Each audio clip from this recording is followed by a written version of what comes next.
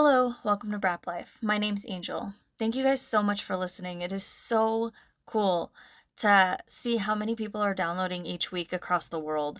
I mean, we have so many countries.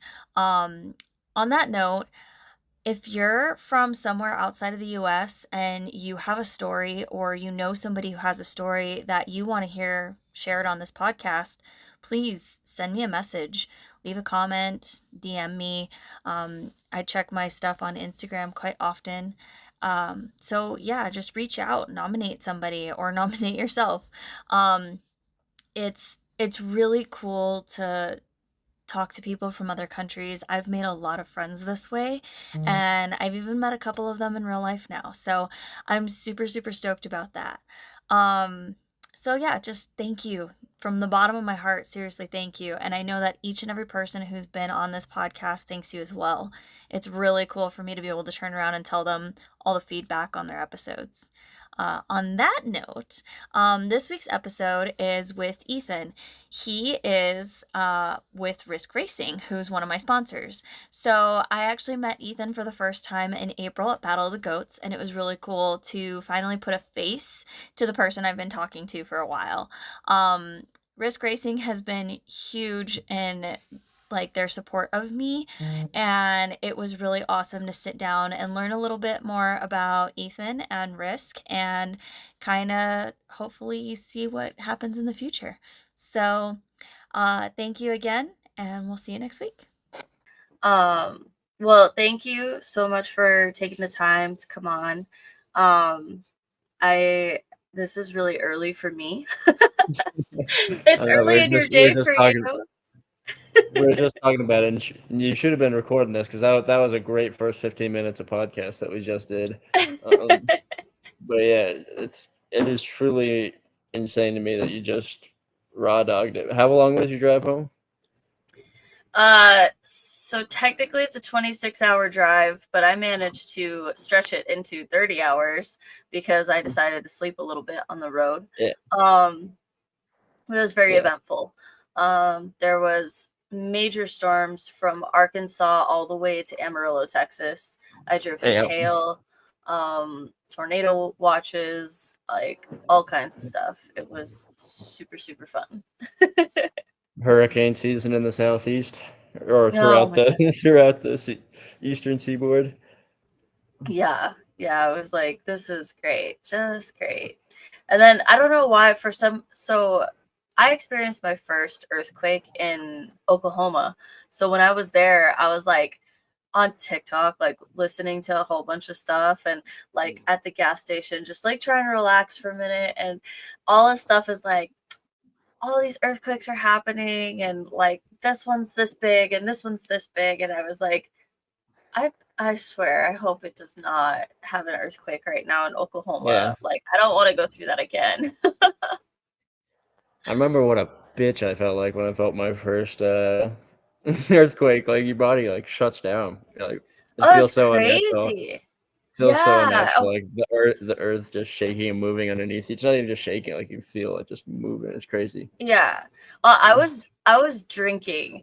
I was at a bar when it happened, and like I Probably was flatten you out literally then. I was leaning up like against the table and it started to move and I was like, dude, I'm not that drunk. And then I saw like everything swaying and I was like, what is happening Yeah. right now? Oh, it was crazy. But yeah, it was not a fun experience and definitely not something I'd like to go through again. But with how much I'm out in California training, I feel like it's gonna happen. Yeah. So we'll see. So I'm supposed to go back to California next weekend. So it'll be, but I mean, yeah, I assume that it'll probably have an earthquake while I'm there. That's just my luck. Oh yeah. It's And fun. TKO,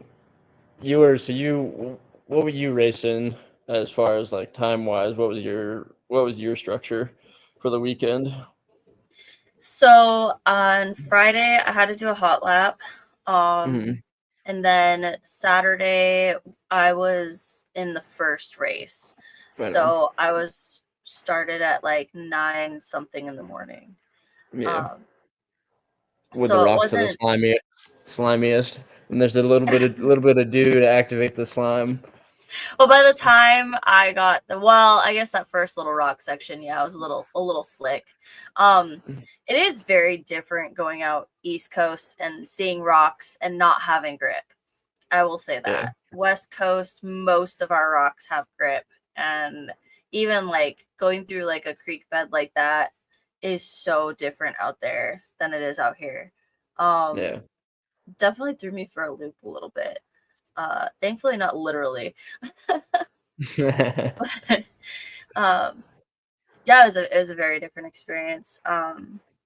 So I thankfully gave myself enough time to get out there and take like almost a day of rest and Yeah, just be able to like acclimate a little bit, because also the humidity factor out there. Oof. I forgot that last yeah, year I lived out there. So, like, from spring all the way through, I was able to acclimate to the humidity. This time I was like, it's not going to be that bad. I remember it not being terrible last year. And then I yeah, got over there and I was like, nope, I was wrong. yeah. I'm originally from Vermont, which is up north, which we have Mhm, humidity, but nothing like down here, being closer to the coast, being lower just by elevation, and mhm. the humidity's gnarly for me. Like it's taken me a while to get to even where I'm at now, and I've like had to Mhm. do like sauna training, like as much heat training as I can do, Yeah. and give my stroke, which only made me more prone to like going down that road of the heat stroke. Every hair scramble, my body would just like shut down after an hour and a half. So yeah, it's taken a while for me to be able to get to even operate at baseline here, but Yeah. working on it. Yeah. Yeah, it was definitely a struggle. I kind of thought about it when I was on my way out there. I was like, why did I decide to do East Coast races and not do the West Coast ones? Well, one answer, I already know, exposure. It is Yeah, literally that. I am so terrified of exposure out yeah, here in the West, and all of the races out here are so crazy looking. And it's the thing, it's mostly visual intimidation out here. Um, Everything I've gone through so far, I've made it through. Uh, but it's very scary to be on a hill looking out and you see forever versus out east where you look out from a hill and you see more trees. And it's like, I don't know, it just feels like you're safer on the trees, like out in the woods. yeah, It's probably more dangerous because if you go down and out there you're hitting a tree versus out here you're just sliding down, but or you hit a rock, but I don't know. I feel yeah. like it's safer in the woods, which is weird, but my opinion. um so you just talked about hair scrambles. How Let's kind of back up a little bit. How did you get into riding in the first place, and kind of how has that transitioned to where you are now? Actually started riding pretty young. My dad was kind of an interesting story in itself. He never was super into. He rode motorcycles, but he never raced dirt bikes. And then Mhm, when he had my brother and me, and then he also had my sister, she was more into horses. mhm, But yeah, he got me and my brother into racing motocross early on. Raced from like 50s up to 85s. Um, my brother was just a wrecking ball all the time. Like he was the dude to hit the dirt. Um, all credit to him. He's a dog. He would just eat first corner pileups, not know where he is, and then just go out for a burner. But oh my eventually god. that wore on my parents quite a bit. So they got us out of motocross and transitioned to BMX, where my brother proceeded to wad himself up there. I think he might have gotten BMX. Um, Mhm, but anyway, won won a couple championships racing BMXs when I was from like I don't know, from I guess I was like 11 years old mhm. up until like 15, and then transitioned to like racing XC mountain bikes. Mhm. Um, did that for a while.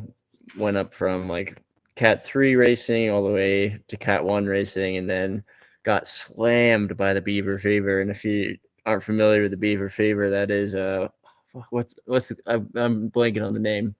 The little bugs in your gut when you drink out of a creek. What's the name of that? Giardia. There we go. Oh. Not trying to remember the Giardia and gas myself out here on the pod. But yeah, that wiped me out completely. It was just discouraging. It was like my first season in Cat 1. So Mhm. that kind of sent me down a rabbit hole of not mountain biking as much, Mhm. working, putting a little cash in my pocket at like 17 years old. And then I was a rebellious teen and basically stole my mom's cross track, hooked a trailer to it, and went and bought this dirt bike. Um, because I really wanted to get back into riding dirt bikes at that age. I was like, I'm done racing mountain bikes. I want to go back to this, and I have a little Mhm. bit more free, a little cash in my pocket. So I remember Mhm. buying that dirt bike, and then them throwing a padlock on it for a couple months. So that was a bummer. Um, weren't fans of me stealing the car. But then from there, I went to school for. I got a business degree, and then the first place I applied to out of work was right here at Risk Racing, and I actually originally applied, um, originally applied to be the account manager here. And Mhm. funny enough, I was like, I think I was 18 at the time when I was interviewing this because I did early college, so I like blasted through it a lot faster. So I was 18 interviewing for this job, and James and the new business development lady that we have here, Amy. Um, I think they were surprised when they heard that. um, they ended up offering me a job in the warehouse.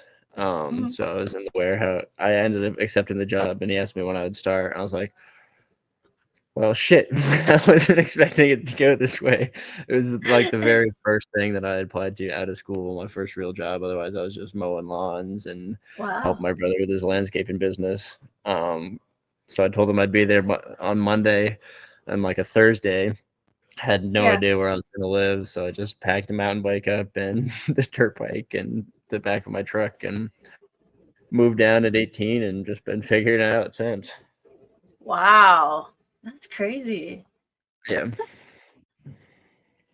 I I can't imagine doing that at 18. I was like 32 when I did it, but Yeah. a, a little bit more money in my pocket and life Yeah. experience and all that. No, That's I crazy. still remember the the $1,300 I saw after I found this house, and I wasn't even Mhm. sure if it was a real deal because like it was just one of those like I needed to get something in line for like when Yeah. I'd be down there that Sunday. So Mhm. I was like Venmoing out first and last month's rate security deposit. I was like, okay, well now that leaves me with $1,300 to figure this out for the rest. So I was like, all right, here we go. That's good though. That's Yeah. so good.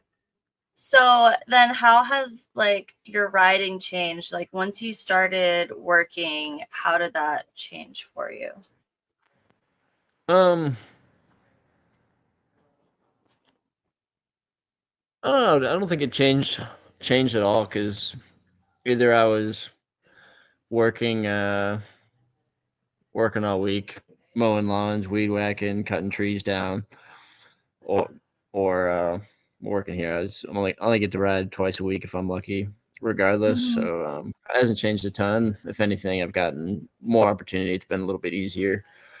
Um, Easier to get parts, pay for Mhm. things. Is like there's a lot of industry deals that float around and companies that help you out. So it's Mhm. been nice to find those opportunities and I don't know, just learn a little bit more inside baseball about how the industry works. Because like when you're growing up, you look in from afar.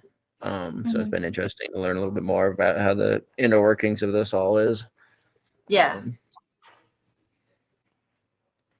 So and with it's just a bunch of the whole as a whole, the industry is just a bunch of airheads that like to rip, and it's amazing that anybody in this industry has made it as far as they have in business, because nobody That knows what. business degree came in handy, huh? Yeah, nobody knows what the fuck's going on. So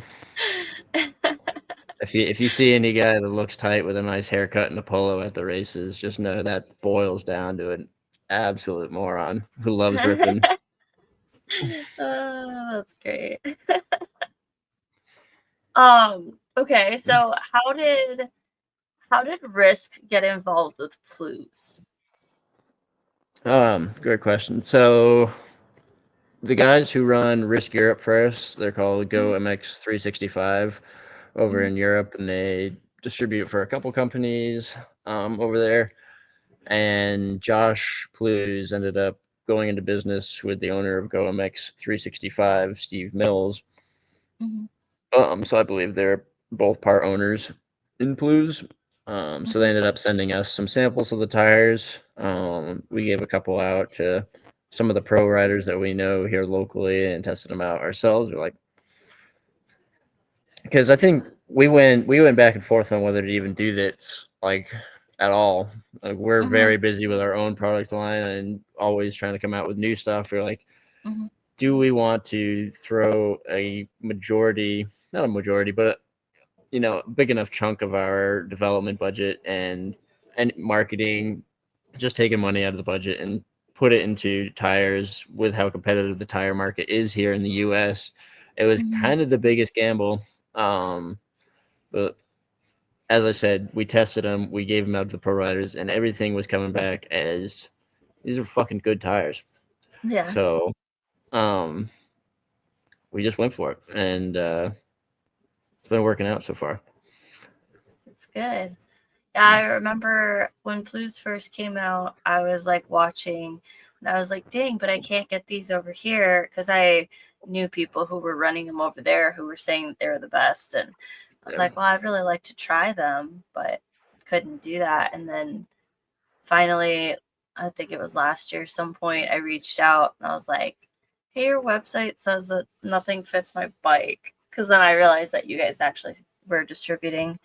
Yeah. And then I was like so excited. You were like, "Oh yeah, these will." And I was like, "Oh heck yes!" So that was awesome.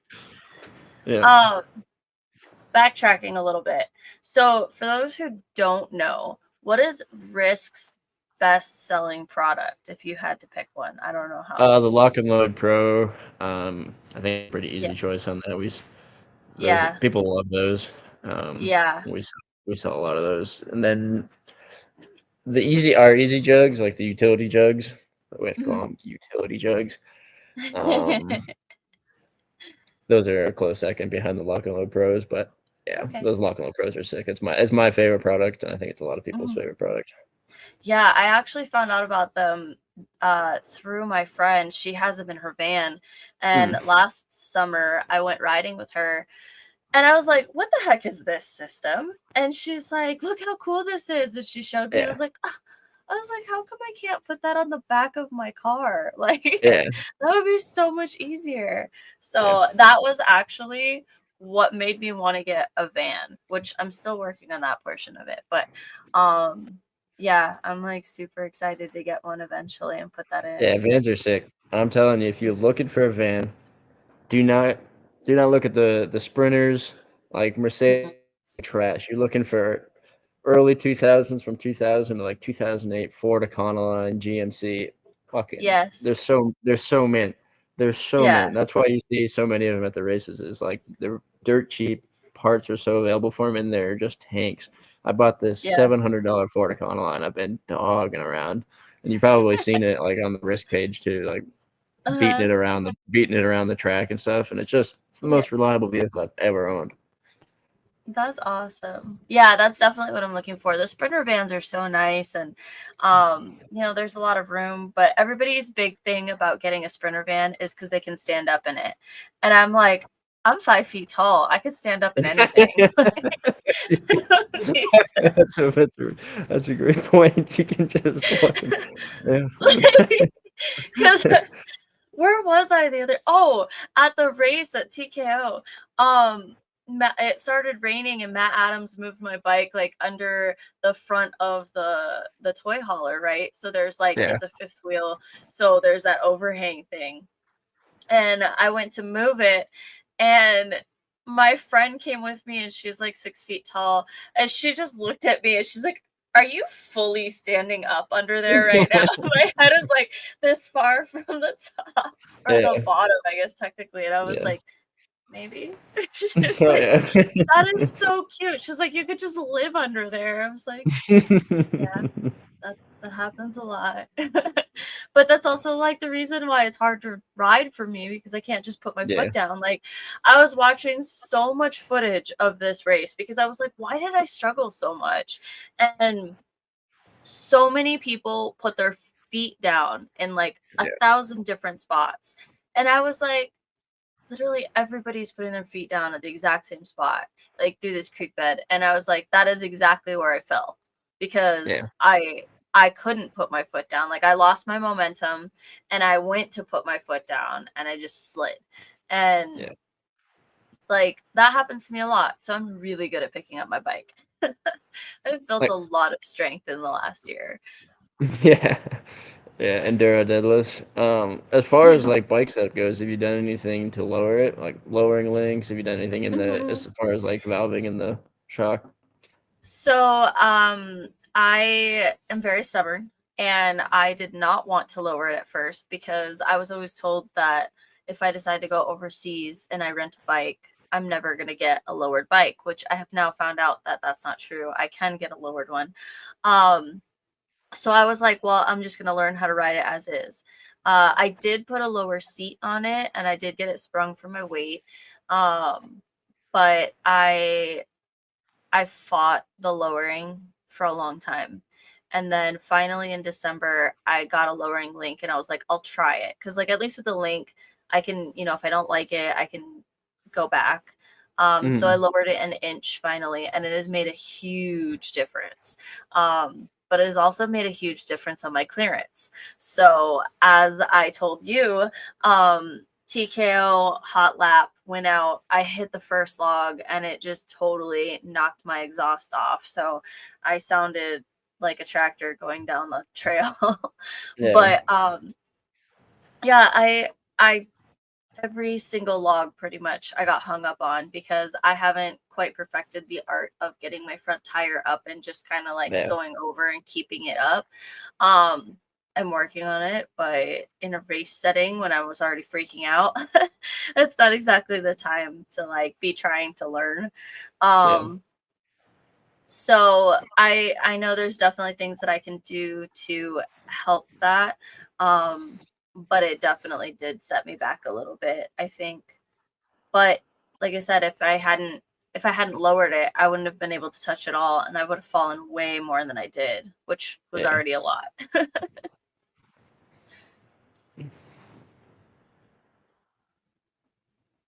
But I like with my bike, I want to say the seat height is like 34 inches, and like my inseam is like 28 and a half. So if that gives you any idea of how much I have to fight to like stay on Yeah. my bike essentially, or do what my friends and I call bike yoga, where I'm like my leg is up here on the seat of the bike and I'm like off on the side and trying to like Yeah. hop along. And like what I did at TKO, where I started on one side and then there's big rock on this side, so I would like hop to the other side and put my weight on that side and then just like kept going back and forth. Yeah. And it really does, it feels like yoga. It's a serious workout. Like, I have to stretch before I go out and ride every time, because I know I'm going to be put in some awkward positions. But Yeah. it's really helped me to like, I guess figure out my reflexes. I was not an athlete at any point in my life. I never did anything until the last couple years. Like, I ran a little bit when I was younger. I did some training with the military, but um I wasn't like a true athlete. Like, I never really tried at any sports or anything until this last couple years doing running and dirt biking. So Yeah. like this is all new to me, trying to figure all this out.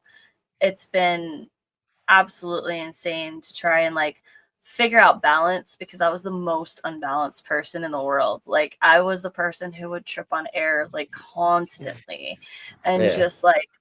just falling all the time, just always bruises on my legs. And so it's been a lot of work to try and combat that, try and figure out balance, trying to figure out how to ride the bike and technique and all of these things. And then like how to work on it, like what the tire setup should be, everything. There's so much to learn with dirt bikes. And I think that's part of what drew me to it, is that I'm a total nerd and I love to learn. Yeah. So it's like I'm constantly being challenged, constantly having to learn something new. Yeah. So it's been really cool to see Risk and Plews come into the hard enduro scene. You guys came to Battle of the Goats this year. Mhm. What was kind of your first impression of that event? We didn't have to lock any of the stuff up. Whenever we go to motocross events, Uh-huh, uh, if we don't take everything off the tables, every freebie we're giving away for the day, any sample we had out, that's just uh-huh. probably getting swiped. Um, so first impression was you don't have to lock stuff up at the US Hard Enduro Series. Mhm, Yeah, mhm. just really nice people. Everybody was super welcoming, inviting, and we definitely felt like the outsiders coming in, and wow, no, we felt right at home. So it was great. Yeah, we always say that the community around hard enduro is second to none, in Yeah, my opinion. I've been around other disciplines, and I've never met people as welcoming as this community. It's become family over the last year. yeah, I've gone across the country and know two people at a race and ended up leaving knowing hundreds. Like it yeah, was crazy. yeah. Everybody offers to help. Everybody, is they see you struggling with trying to fix something on your bike, they're going to come over and try and help. And so I think that's the coolest thing. People help each other out in the woods. Um, it's just a very, very different mentality, because I think hard enduro is more, it's a race. Don't get me wrong. When you're at the high level, like Tristan and Cody and all of them, they're racing each other, but we're all also racing the terrain. Like we're just trying to survive some of the gnarly stuff that they throw at us. So I think that builds a camaraderie that you can't really find anywhere else. For sure. Yeah, a bunch of sickos of the same brainwave for sure. Just everybody, Exactly. a lot of like-minded people. Exactly. Yeah, Um, yeah, I always say that to ride a dirt bike in general, you have to be a little bit crazy, because all of us fall when we start, even later, but we all fall at some point. We all have to, pick up our bikes 100 times. We're trying to figure out something new. Um, Motocross is scary to me. I don't really understand how people like jump and not know how and then like learn. It scares the crap out of me. Being in the air is not my thing. really, I'm the total opposite. I'm not. I would say like jumping's my thing. I can't do Oh, anything else exceptionally well, but jumping, I'm so comfortable in the air. Like, oh my god. I see. I don't really have any experience like that. Like, and yeah, so for me, the only time I've been in the air is now that I've started to get faster out on the trails. When it's like two track and it's just two track, I'm out there and I'm in fifth gear, like just having fun. And all of a sudden I come across, like in this case, it's like a pipe. Like there's a pipeline that goes through, and they kind of banked it Egon. like, oh my god, I got like 5 feet of air. I was like, I don't know what to do right now. I'm like in the air for what felt like forever. And I was like, I really don't know what to do. Like, I don't know how to move my body. I don't know how to land without like going over the bars. I landed it somehow, but I was like, oh my God, that was the scariest thing I've ever done. Yeah.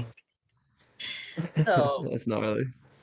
maybe it's different when you do it on purpose, but I haven't had that experience yet. So There's a steep learning curve with learning how to do it on purpose too, though, because it's just I think a lot of people's intuition when they start jumping is that you have to do more than you really need to do, and Mhm. you're preparing for things that aren't going to happen. So I guess one thing I've learned from also skating throughout my life is just like is the commitment.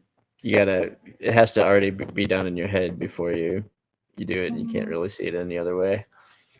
Okay. And now I like since I've been that. practicing that kind of visualization for so long, like Mhm. I can look at a jump and I can go grease it first lap pretty reliably by just That's by being able good. to visualize that.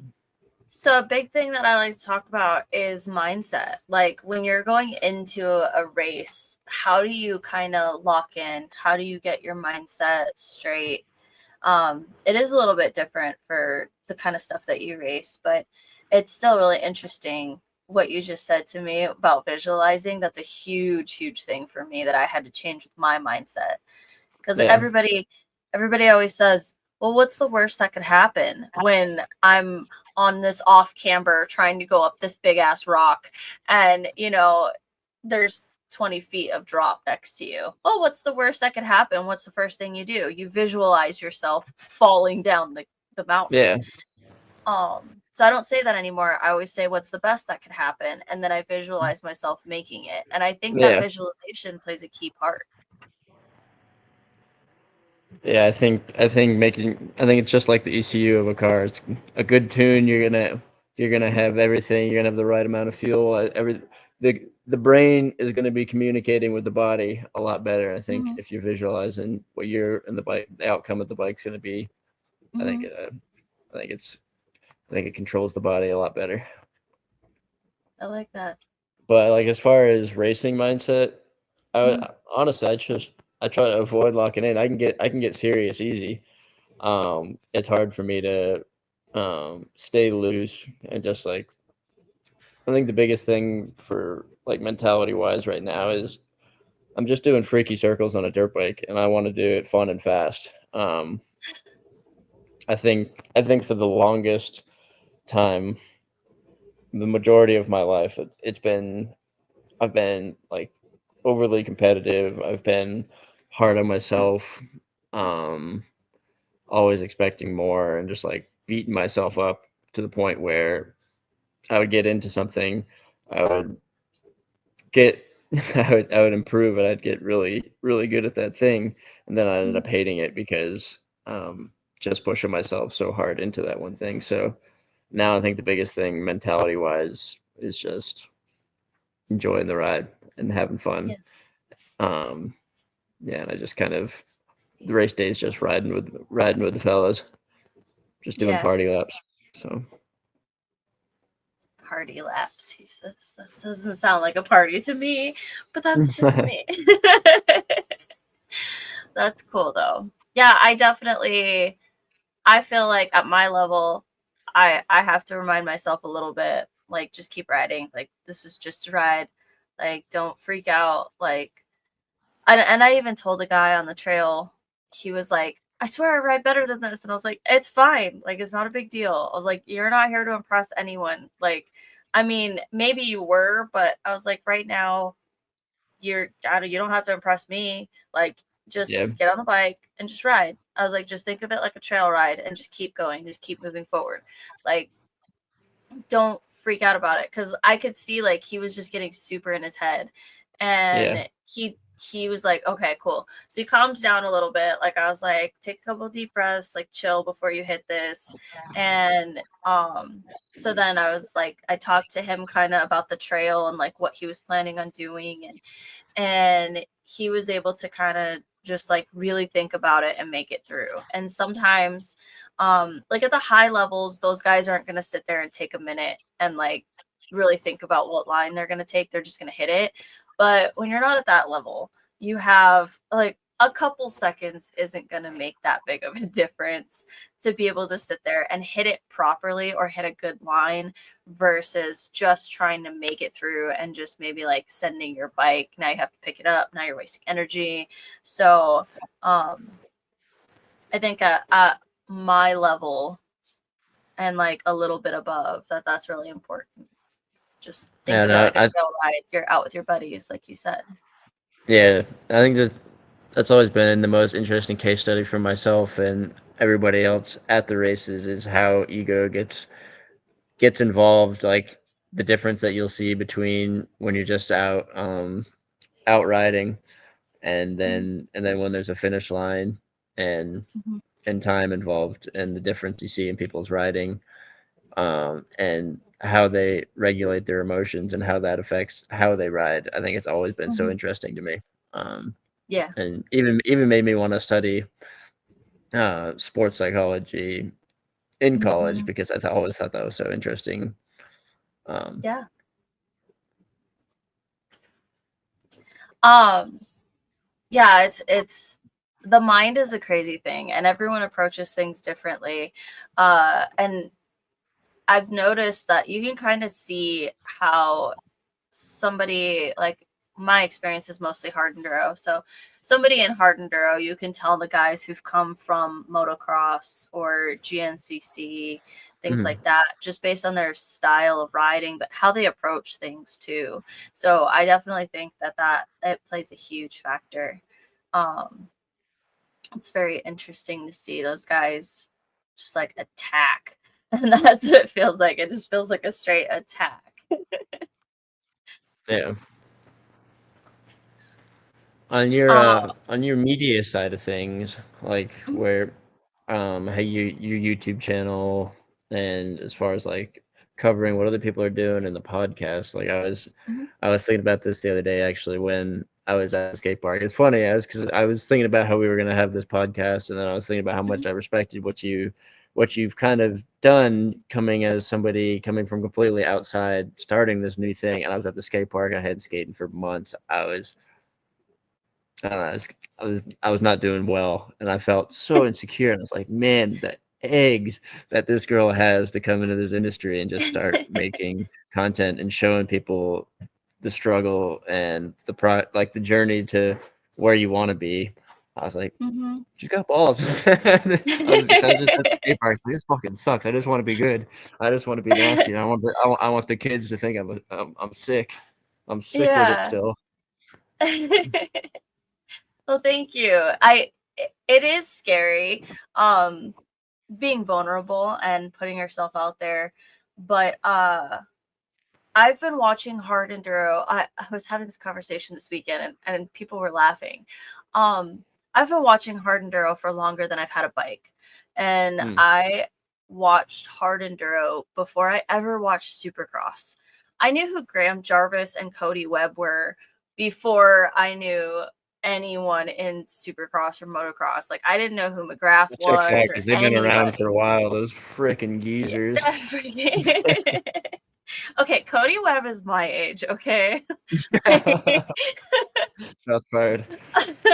But I mean, he got into this all early. I Yeah. like I've been watching it for a long time, and I was telling somebody this weekend that I remember when Manny Lettenbichler first came on the scene. Like his dad was like really, really good, and I was watching him, and then oh, this is Andreas's son, Manny, and it was just like, oh, how cute! Like this kid is out there like kicking butt. But I don't remember if it was like let's say 2017 maybe when he finished Erzberg and people were just like freaking out and they're like the 16-year-old kid finished like that's a really hard race and for this young guy to finish everyone was like this kid's got a bright future and look Yeah. where he is now and so but I remember all of that. I remember watching all of that and I had no idea how to ride a dirt bike. I didn't even know if I would ever ride a dirt bike at that point. Yeah. I wanted to. Um, and then like I started kind of getting more into dirt bike stuff and like then I started watching Supercross and all of that. And I was like, that was what I was around. Like I was able to be around the supercross world and stuff, but I still didn't ride at the time. It was several years before I started riding, but I'm very weird in that way. Like everybody else usually finds dirt bikes because of supercross or motocross. Yeah. Um, but when I finally got my bike, I had a lot of people tell me I was never going to be good, tell me that I was never going to get off of my TTR.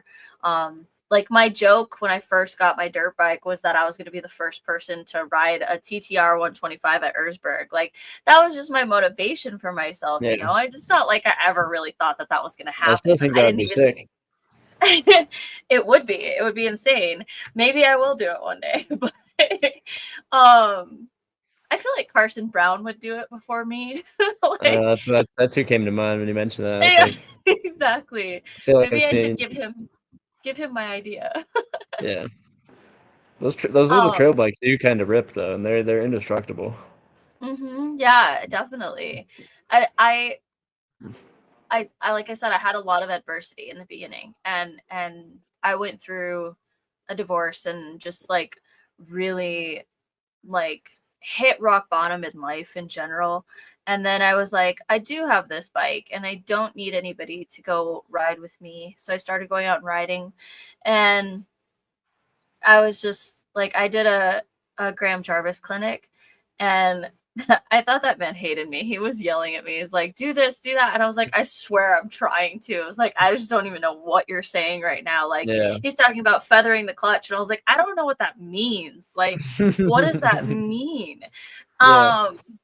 Because like you have no idea. Like I had never ridden very much. Like at that point I had maybe 4 hours on a bike ever. So like it was not very much.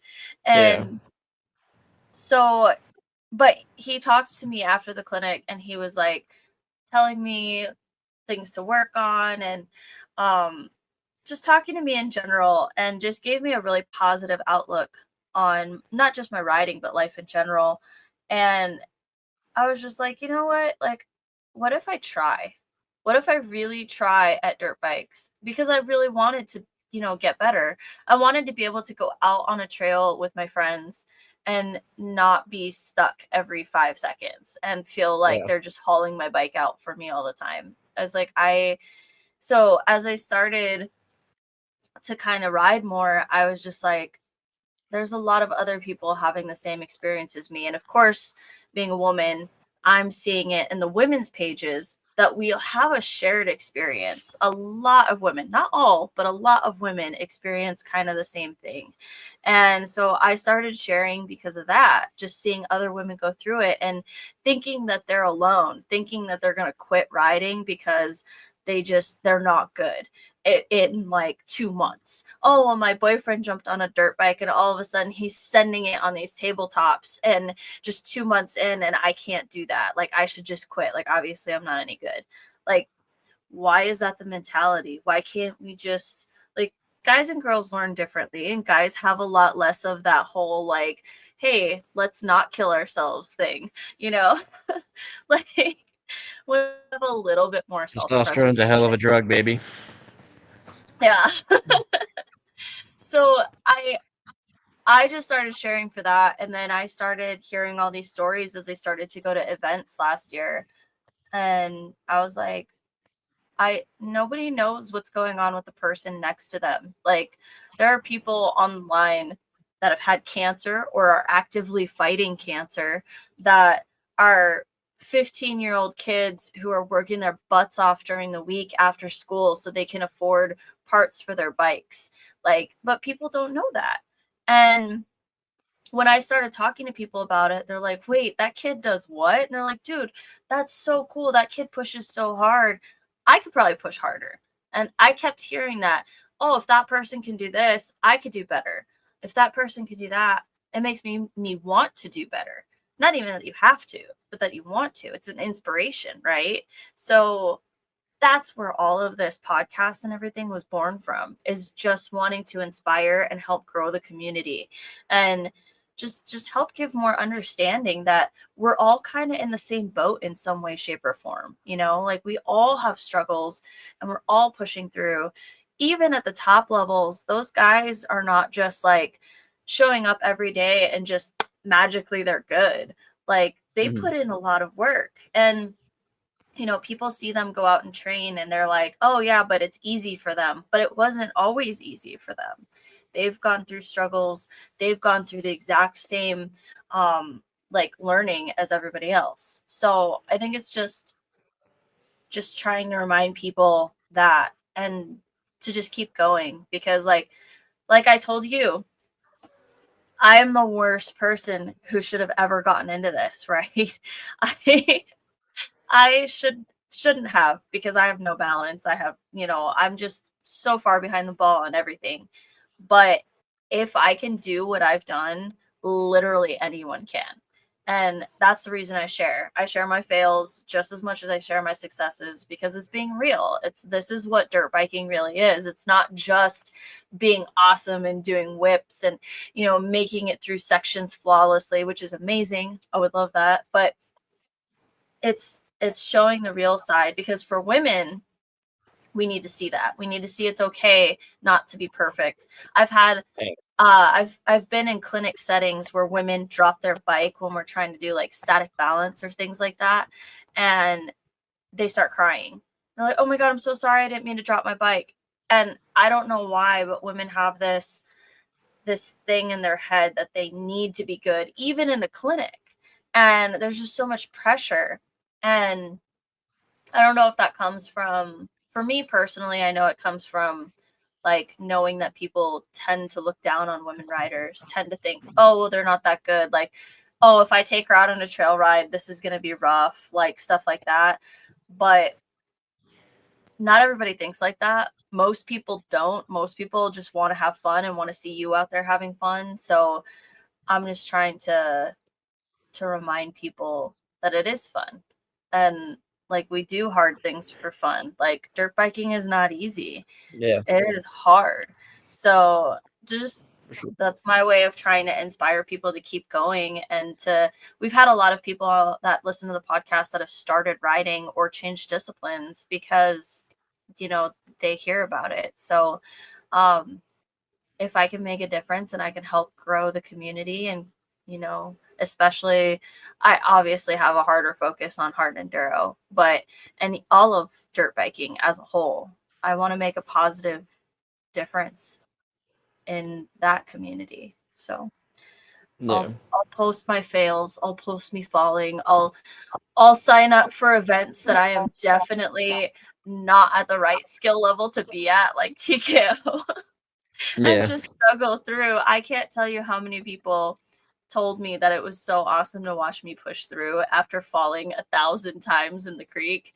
And they're like, and you just kept getting up and going. And I was like, it's kind of my only option. Like, Yeah. if I'm not good, the only other thing I can be is, the person who pushes the hardest. So, but I got asked for my autograph, and that was really cool. I was like, what? It Fire me was up. crazy. It was, it was awesome. So it was an amazing experience. I absolutely loved it. TKO was so hard, but I would totally do it again. And that's part of why I'm trying to go to Romania next year. Racing at Romaniacs is going to be absolutely insane.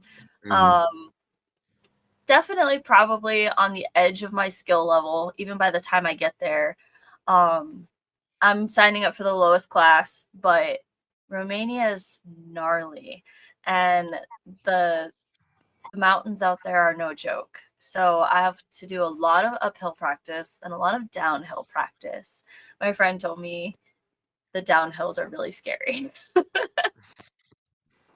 Yeah.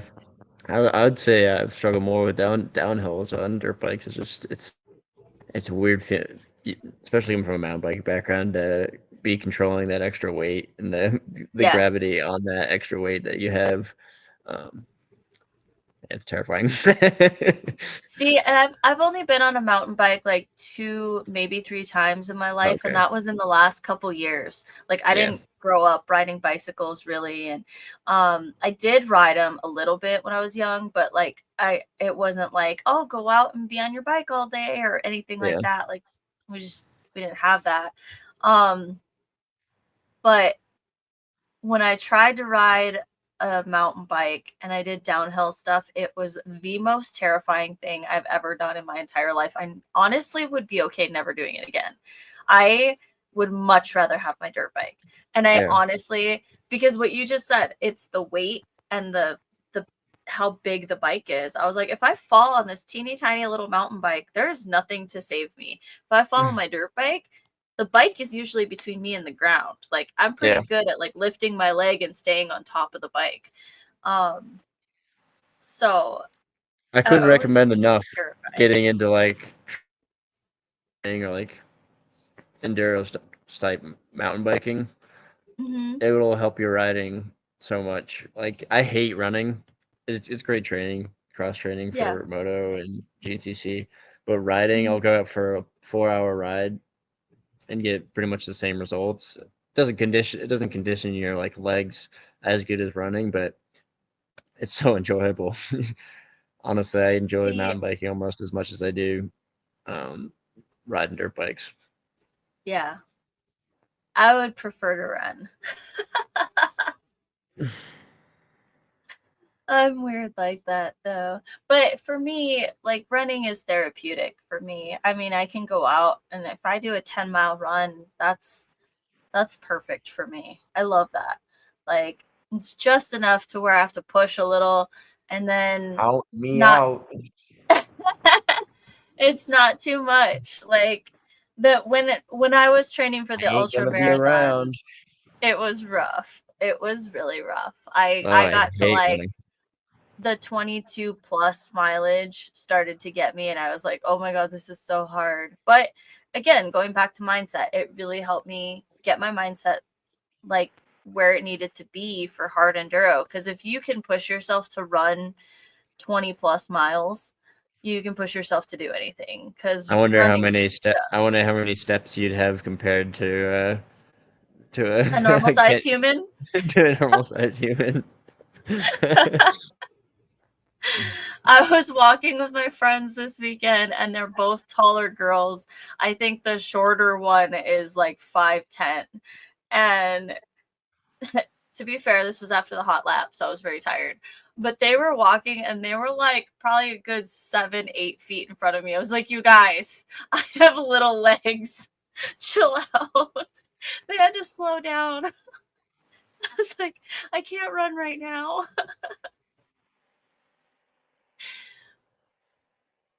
It's hard being little. It's so hard. Just walking and running is harder than anyone else's life. Um anyways, back to podcasty stuff. Um I wanted to ask, so I've had a lot of people talking to me about sponsorship and things like that over the last couple months. A lot of people approach me and ask me how do I get sponsored? And how like what does that look like from your end, what you do? What is something that you look for when you guys are considering giving sponsorship to somebody? We have a lot of levels. Um, Hmm. from the grassroots level, we'll try to support anybody and everybody we can. Hmm. So we'll try to offer 30% off across the line, and especially with tires. Hmm. Um, and then And then if we're getting up towards like the influencer area, and I'll back up actually. And for grassroots racers, all we're really looking for from our grassroots racer, we're not asking anything special. You don't have to run the gear. You don't have to buy anything. There's no expectations of what you're going to purchase through us or what you're going to use of ours at the Hmm. grassroots level. All we ask is be a good ambassador at the events. Hmm. If you do use our stuff, help us promote. You don't even have to post stuff on your social media. what's happening in real life is more important. But if you maybe if you do have pictures, send them to me, send them to the company, and we'll Mhm. turn those into marketing. And we're gonna make the scenes from your life into marketing for us because you're the lifestyle that we're trying to sell people on. Mhm. So we want to share other people's moments and content, and that's more so what we're looking for from the grassroots side. Mhm. As we from the pro level where we're offering free product or money, um, be it be as good of an ambassador as you can for the people coming up. Race hard. We want to see you putting in the work to actually be a competitor. Mhm. And then if we're sending you free stuff, you got to make the spend worthwhile for the company because that's the only way that you can truly be the best ambassador for you. Because the more exposure you help this company make, the more people we're able to sponsor, Mhm. um, the more people we're able to support, and the more events that we're able to invest some of our budget into. Because I think Mhm. that's the biggest thing for me is I have to separate myself from the rider and the guy who wants to give everybody something to purely numbers, purely numbers Mhm. guy, as we have to feed people and the families that work Mhm. under this roof. So I have to Mhm. separate from sometimes from what I want to do to what's going to be Mhm. best for the company. Mhm. So at the pro level is just like the short form content we get, and the amount of exposure, the more of value you put behind your name. Like if you're putting social media content out, how often are you doing that? Mhm. I think that's where a lot of value comes from in this modern age. But that really all takes a backseat to like your presence at the event. Mhm. Excuse me. Um, and what you're really doing on race day, and then we have like tiers in between there.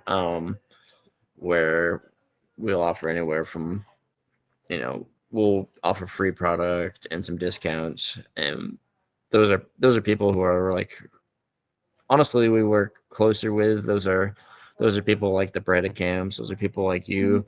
Those are people who Mhm. we really enjoy working with and want to keep growing Mhm. with and seeing where that partnership can go, and people that we see a lot of potential in. Mhm. I love that. Thank you for sharing, because that's, like I said, it's a huge, huge question that people have, is like, how do I even get sponsorship? How do I approach it? And for me personally, I got my first sponsor by being me. Like, and that's what I tell people is just like, and you can correct me if I'm wrong, but I feel like having like you said, social media in this day and age is huge for it. So I mean, that's not the only thing, but if you're sharing what you're doing, if you're promoting, dirt bikes, if you're being you, um, I think that that's the best way to attract sponsors that align with your values, right? Yeah, Like, we you can go out and you can promote for anybody, but if you're promoting for a company that you don't care about, um I feel like you can tell when it's forced. Like, I get excited about the tires, especially like when I get a fresh new tire and I just like the grip is just there again. I mean, to yeah, be fair, I ran this last tire from Battle of the Goats all the way until I got it changed at TKO to use a fresh tire at TKO. It's yeah. a I was just long about to say time. I like seeing the post race pictures of the tires. Like, Yeah. Brandon Bredicam sent me a picture Mhm. of the tire after TKO, and it still had a sharp edge on it. I was like, that's cool to see. Oh yeah. Yeah, Also they're speaks to Bentley's finesse and how he's not just like spinning the guts out of her. But yeah, yeah, exactly. the tires last crazy for a gummy tire. Yeah. Well, and my level's a little bit different, but I ride in a lot of rocks. So the fact that I was still able to get grip when there wasn't as much of a tread there, it Yeah, speaks hugely to the compound even of the tire. And so that's kind of why I didn't like, I have tires that I could put on it, but I was like, I want to see how far I can take this yeah. tire and like how low it can really go and still grip. And If you want to see how um far you can take the tires, go check out Nick Claire's YouTube. he's run the tire just down to a bald casing to like truly Yeah. test like the compound, and maybe there's a couple gummy little Mhm. side knobs left on the tire, but it was actually outperforming like a new tire in Mhm. some areas. So the tires hold up.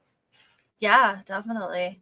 It makes a big difference. But like I said, I had been watching Plews when they first came out, and so it was really cool to see you guys become a distributor and see that partnership happen and be able to get the tire. um because there was something that I liked how they were promoting themselves overseas. I liked how they were with their racers. They were very like supportive. I had talked to a lot of people behind the scenes and just kind of heard a lot of things, and I was like, this is a brand that I'd be good with. And not saying anything bad about the other ones. That was just my experience at the Yeah. time. Um but yeah, I believe that like the brands that I'm around and the brands that I represent, like I said, are you know things that I genuinely care about. Stuff that I like. I have a tattoo. Well, it's an art company essentially, but they do mainly tattoo, and it's they support me, and because they love motorcycles, and they don't really ride dirt bikes, but they ride Harleys, and they go to car shows that I go to and stuff like that, and it's like they're the same kind of people. And so they offered me support, and I was like, heck yeah. Like, I have artwork from them, so like I love what they do, and I love how they are with the community. So why wouldn't I want that partnership?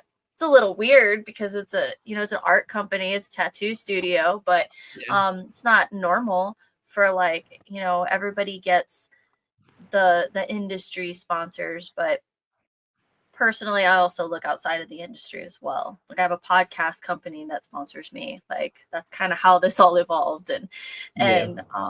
and he just encouraged me to start talking about it and start the podcast. When I came to him with the idea, I was like, how do I do this? Like, if I wanted to, I don't know that I want to, but if I wanted to. And so he just encouraged me, and Not look where saying it I'm is going now. to, but I'm thinking Yeah. about it. Yeah. Well, and I've done a lot of work with him. He's kind of in Hollywood, and he does like Comic Cons and stuff. And so I've done a lot of cons with him, and he started just like really trying to push me in my With that, comfort with zone. that, did you hear her say she's running cons with this guy? We've got a thief robbery. I never thought about that before. Oh my god. This episode brought to you by Right Now. Oh my god. No, he started pushing me out of my comfort zone. So he at one of the Comic Cons we were at, he had me come up and moderate his panel, and I had never done that before. I am not good at public speaking. I can do this because it's just us. Like, if I'm in front of a crowd of people, I don't know what to say. So it was a very awkward moderation for that panel. And especially because I was sitting in the crowd, and he's like, no, just get up here. Come up here with me. And I was like, oh my God. It was a pretty big Comic-Con. So I was like, yikes. But it's cool that there's people around me that believe in me, and these companies, believe in me, and I believe in them. So again, just going back to just being genuine, be yourself, and just, I feel like reaching out is another big thing. You are a very busy man. You're not going to reach out to each and every rider who maybe pops up on your Instagram feed. You don't have time for that. So Oh no, the Instagram DMs are the hardest for me because really that's like a very small part of my job, and most of my job is mhm, handling B2B stuff. Because on the risk side, I do all the mhm, distribution, all the two-step to the WPS, Parts Unlimited, automatic, and then as well as our direct dealer program, and then on top of mhm, that, all of our newsletter, all of our newsletter marketing, and then working on making paid ads with Levi, our IT guy, and then Mhm. then managing social media for Plews Tires Instagram, or Plews Tires Instagram, and the Risk Racing Instagram, as well as Facebook. It's just like, and then I'm like, and then all the grassroots sponsorship stuff, all the dealers, it's all happening on email. And then I've got to remember that I've got two other inboxes on Plews and Risk, and I'm like, how many places can I be at once? I'm just like, Yeah, it's a but lot. It's a lot. And yeah, I thank you for sharing that because I think that's huge. A lot of people think that, um, you know, the marketing guy is just sitting behind his computer waiting for those emails to come in. Like, oh, there's another one. Like, yeah, nah, I just don't want to respond to this guy. Like, I'm just gonna skip it. Like, that, and we're not like a not that board of personal. people all working inside of one inbox. Like it's just me. Yeah, So which is awesome. And because I feel you're very responsive. I feel like when I've reached out, I've gotten a response in a really good time. There are other companies that I've talked to previously, where it takes months to get something back. mm, It's like, it's if it's a couple days, that's fine. If it's a week, that's fine. yeah, um that also goes back to, the on the racer, if they're reaching out to you guys and they're not willing to be patient, are they really actually wanting to work with you, or are they just yeah. wanting that something free, And that's so actually a great thing to bring up. If there is anybody like trying to reach out for us about sponsorship, the best thing they can do is hit us up in more than one place. okay. Um, like it's not, I'm not gonna feel like you're like doubling up or anything. Like being thorough and putting it everywhere that myself or anybody else here is gonna see it, so they can let me know Yeah, where they saw it, and it makes it so much easier to respond to something like that too. But I am also trying to be diligent on like getting back to people and going through our requests too. So even if it's yeah. somebody we don't follow, making sure that we're getting them taken care of. Okay, awesome. Well, cool. That was very, very insightful. That's a huge help. So, looking forward to, for us, the hard enduro main season is over. Um, motocross and supercross and all of that are still happening. There's still a lot of hair scrambles going on. But looking toward, I know the fiscal years are going to be ending and all of that. What are your guys' plans? Like, what do you guys want to do for next year, next season? Is that just to keep going the way you've been going? Is there growth? Is there anything that you're allowed to talk about? Grow or die, baby. Um, yeah, I can speak on a few things. Um, right now, we haven't really looked into what the hard enduro season is going to look like, especially since that's more Plews focused. Mhm, It's not always us who are planning for that, mhm, and more so what's coming up from the guys from Europe because they're bankrolling that stuff for like the mhm, U.S. Hard Enduro Series. They were who was sponsoring that, mhm, and then we had the option to be able to go to the events. Unfortunately, it didn't line up with our schedules. But on the risk side, we're lining up those opportunities right now and talking to some of the privateers because we really like offering as much as sports we can to the privateers.